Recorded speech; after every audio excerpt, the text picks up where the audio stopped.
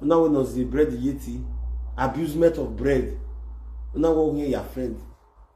One abusement of bread. Abusement of bread. One balance. Where your friend. One day you say. One where your friend. Saburo, you must say no now. Here where you are old enough to decide for yourself the kind of man that you want, but not Prophet Atiti. E o lesson ni ane lenari anusi. O lesson ane forever. Eni imi ogori. Ah, gwema uza ne Prophet Atiti eze social media na. Gwema nina dalo wane yi no. E secret buro. Ni ando ta. Ya can a period boy every year. She never defend her. They never defend her. They guy ya tia sa borona. So we okake ni tia sa boro very important. My man, I don't understand. Now women they bring disgrace for themselves for it. Because I cannot imagine. But Prophet Atiti no mami agbore. No you go. Always I move for what? Hello. Saburu.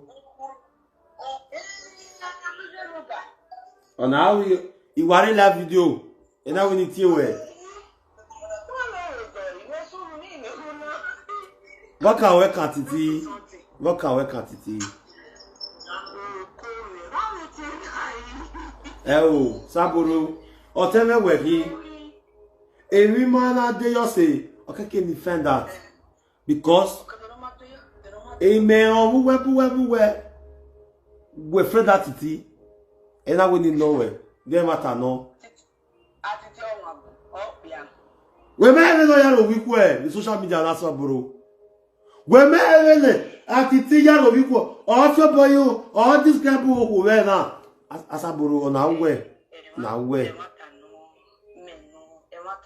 Working now. A jockey wagi abi working na.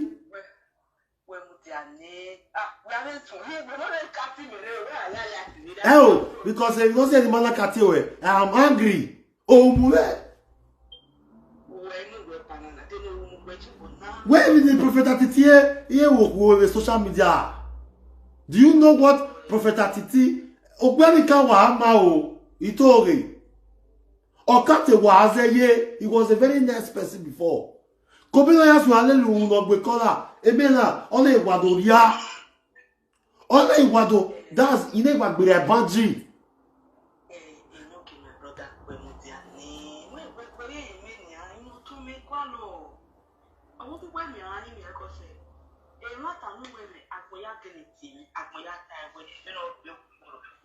Apart from money, there was no any other complaint about it. Are you getting it? Yes.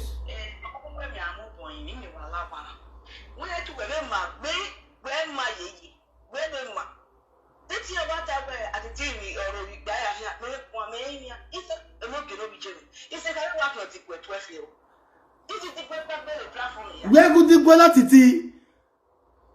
Atiti no, oh, we not titi. Atiti mwasa borori ya yobo. Atiti mwasa almost borori ya yobo. Because we were not even na. Oye we na me wagele friend. Oye na me wagele friend. Iye go wana gbono. But atiti maite o atiti mate ni do ko wariana. O go fiere. Okay, Oma, egwi we makatie, but oh ga move. Saburo. Okay, don't want to get away. When yellow, when no yaro you go social media na.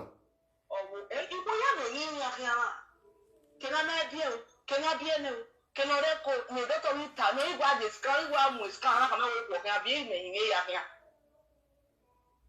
Okay. I want to wear me. I'm here. Where, ma? No. O camera wa doni o gba ri mo. Okay, ye o ri me we aime. My brother. Mema.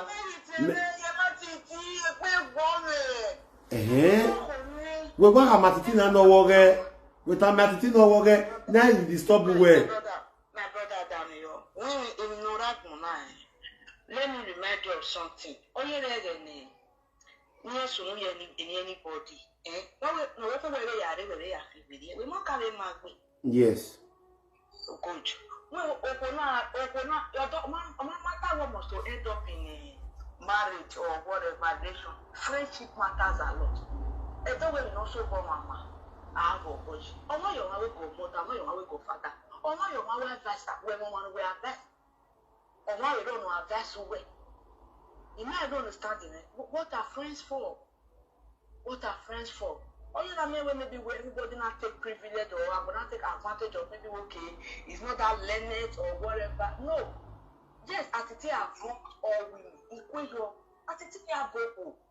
No problem. In I'm not or one way my way. The language I'm not that table. May give you want to take time now when you allow my brother Daniel. Oh, how am I? I am here no. I will get up on you. I'm your man and your bed. And to watch up on you. I am here no king. Who ain't you pony a job on me? I'm your man and your bed. Why about it, you? Oh, we might have my own. Boy, I'm moving. Oh, my boy, I'm moving. Boy, I'm away. Oh, no, you I didn't even win now. Every winner, no, yo, let the agbe. When no one may suffer with suffer with you, maybe. But Kobeno, why I beg you where Ure UK or Cataway, mammy, Manaku. Or we are lucky way, now we know the Ivari. Or when you come out where you may not be when you know, yet you know, but as a Buruno. You understand? Me ma even attitude to yali yeki me. Do ba as in me ma. Boya gwe as in I don't understand. What did I gwe na?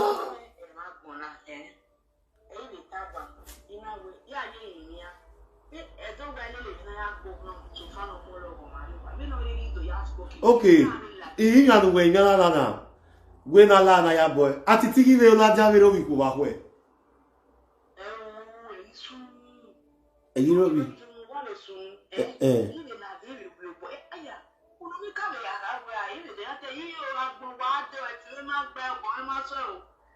We do that woman want.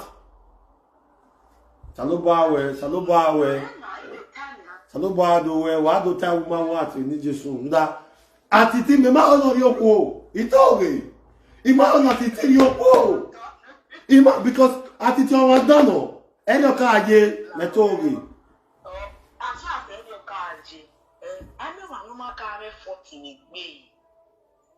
Maintenant, nous regardons, mais quand il y avait faute, you understand?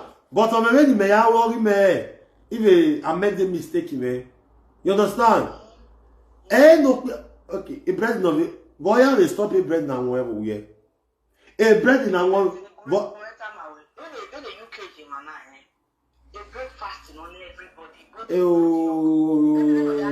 When the Baba will breakfast, you know? Shit.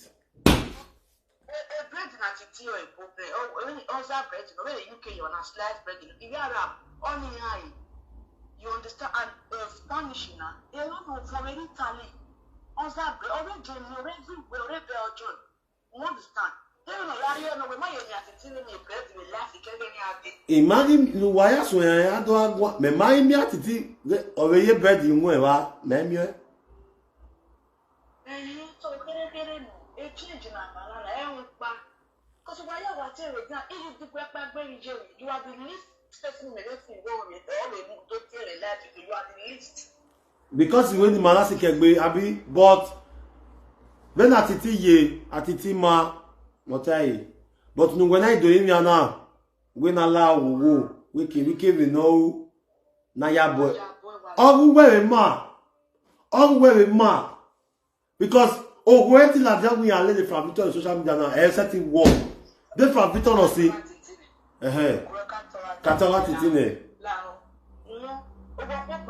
we ya kama na we nega itie body go na iye time when we have to pay stop paying me I may be tana no girl na it's a different thing when Masaburo yon me ya fe nuta yon me give gui me ko la ya mo mi yorion because oh wa mu be ban it don't know why you now we know I have to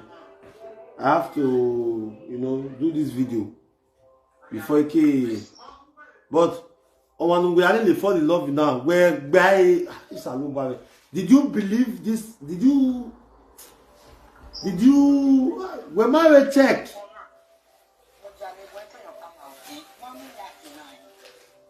trying to defend that in any form or ramification, but if